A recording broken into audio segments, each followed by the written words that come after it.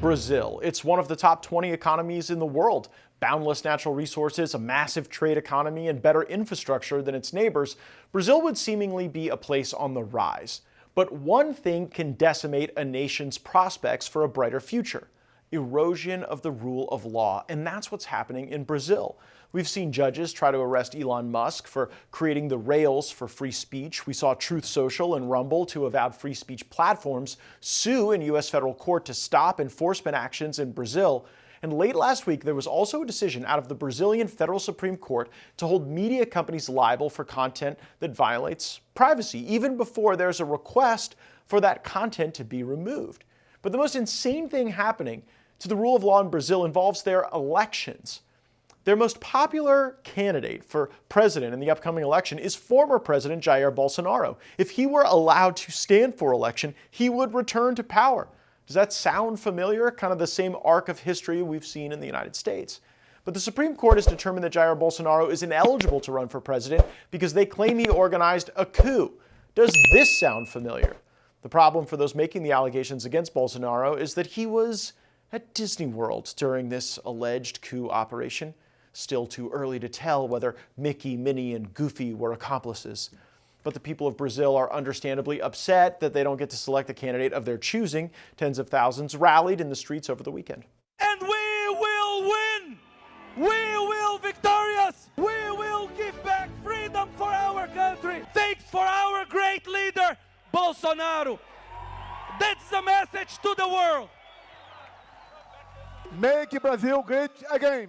Joining us now, host of the Paulo Figueiredo Show and geopolitical expert, Paulo Figueiredo. So, Paulo, we have what's going on in the streets of Brazil, and then we have what's going on in the courts. Let's start with the courts. What decisions are coming out that are going to affect free speech that you're watching closely?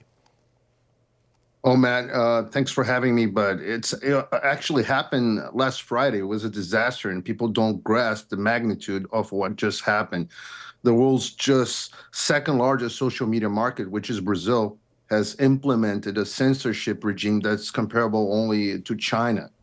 We're having decisions with several problematic parts, but the platforms, social media platforms are now required to proactively remove content labeled as hate speech or anti-democratic speech, even though there's no legal definition of either term. So in practice, anything you criticize the Supreme Court or the socialist government can be considered anti-democratic. And, you know, Brazil has a lot of courts. So without a clear standard, any judge in Brazil can classify a content this way. And to avoid the risk, the platforms will resort to strict preemptive censorship. And also, if platforms now receive an extrajudicial notice and fail to remove content, such as defamation or slander, and a court later rules against it, well, they will be held jointly liable. And this means the platforms must now function as internal courts evaluating the merit of every complaint. So in practice, they will adopt a low threshold and remove questionable content preemptively. So left-wing advocacy groups already well organized, they will exploit the system and issue mass extrajudicial notice. So this is pretty much what they created, was a para-state censorship regime that bypasses any form of popular electoral accountability. They pretty much outsource censorship, which is brilliant.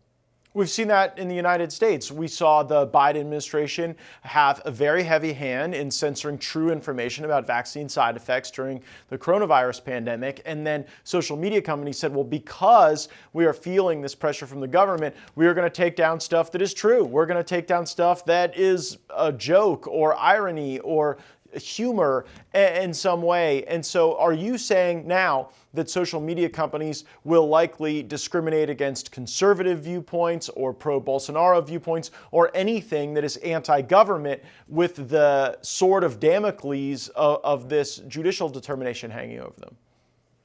Yes, because they lost what in the United States the equivalent of the Section 230.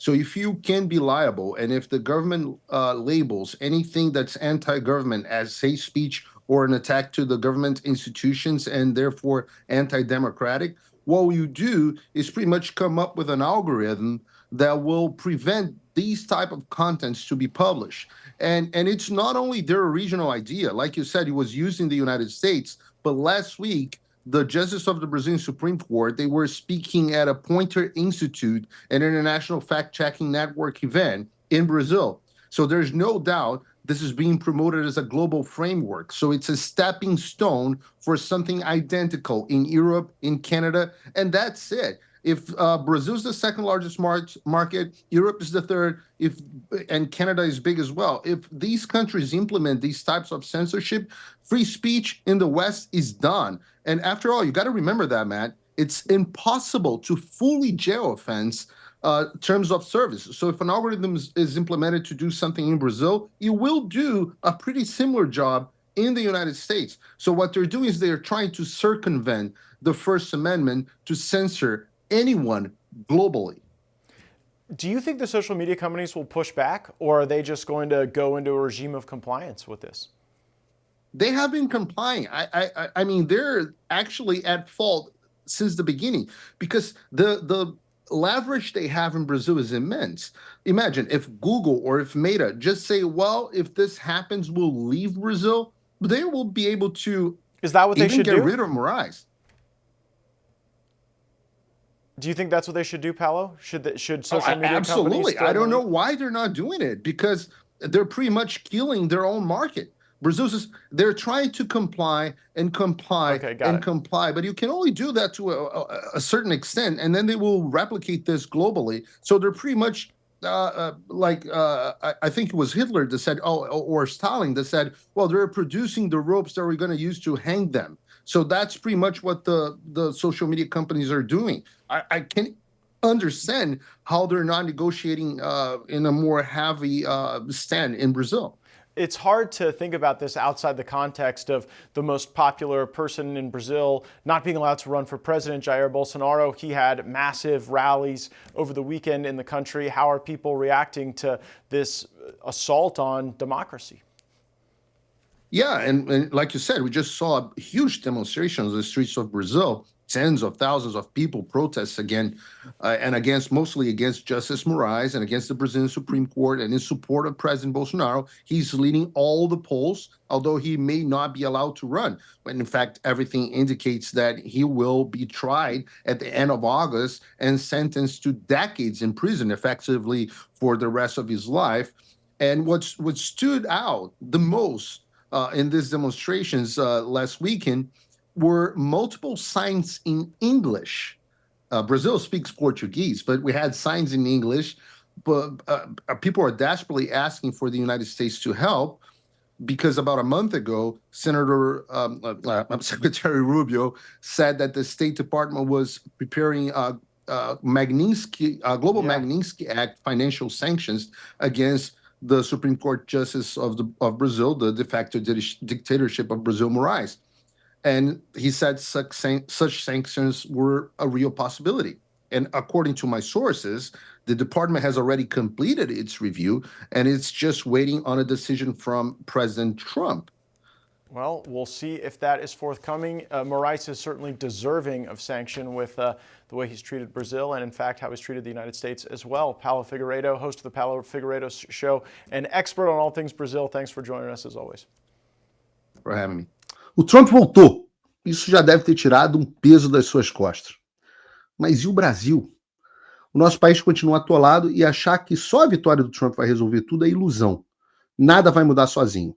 E pode ter certeza de uma coisa: ficar xingando muito nas redes sociais não vai fazer diferença nenhuma.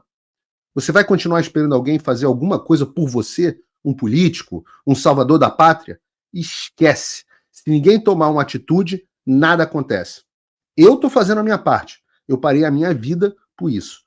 Mas, se você quer saber como pode ajudar sem precisar largar tudo, a resposta é simples: apoiando quem está na linha de frente. Sem esse apoio, sem essa linha de suprimento, esse trabalho morre. Sem estrutura, ninguém avança.